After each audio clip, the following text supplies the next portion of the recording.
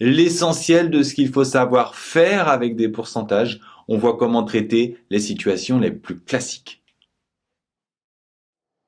Une jupe qui coûtait à l'origine 39 € est soldée à moins 40%. Quel est son nouveau prix? Maintenant, vous devez connaître la méthode. Vous faites un schéma avec le prix de départ, une baisse de 40%, vous traduisez multiplication par 0,6, vous effectuez le calcul et vous faites une phrase de conclusion. Dans ce deuxième problème, on s'intéresse à une hausse, cette fois de 0,4%, et la difficulté, c'est de traduire ce 0,4%. Je vous rappelle qu'une hausse de 10%, c'est une multiplication par 1,1, une hausse de 1%, une multiplication par 1,01, et donc une hausse de 0,4%, ça va correspondre à une multiplication par 1,004. Il ne faut pas oublier de 0, pour le reste, pas de difficulté. Cette fois, vous achetez une robe 45 €, elle a été soldée à moins 40%, mais attention, vous cherchez son prix d'origine. Le schéma est presque le même, sauf que cette fois, vous connaissez le prix d'arrivée. On va noter P, le prix de départ. Première méthode pour résoudre ce problème, on a traduit les moins 40% par une multiplication par 0,6, donc on a 0,6P est égal à 45, et on résout cette équation. Vous pouvez aussi, deuxième méthode, compléter le schéma. Le contraire d'une multiplication par 0,6, c'est une division par 0,6, et donc vous obtenez le prix de départ en faisant 45 divisé par 0,6.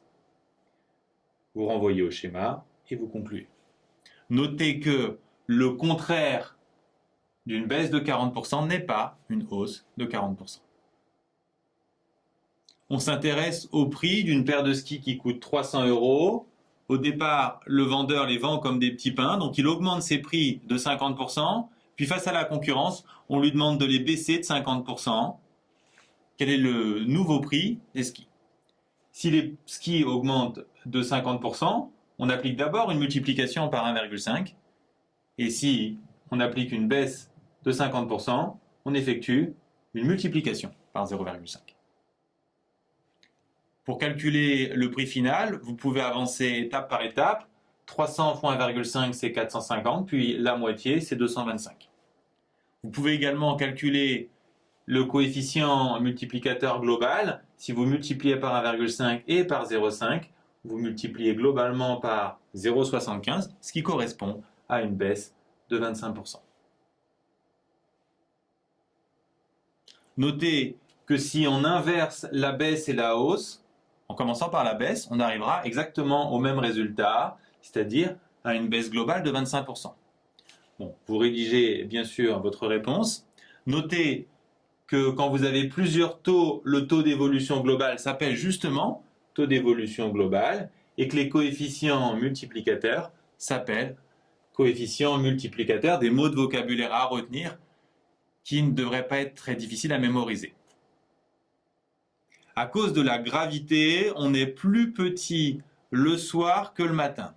Une jeune fille constate que le matin, elle mesure 1,68 m et le soir 1,66 m.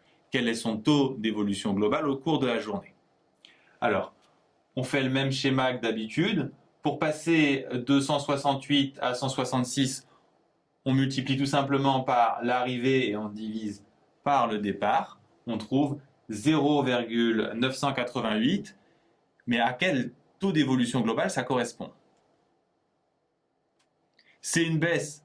D'abord parce que ça baisse, et puis également parce que le coefficient est plus petit que 1. Maintenant, une baisse de combien? Si on avait eu 98%, c'était évidemment une baisse de 2%, donc 98,8, ça fera une baisse de 1,2%.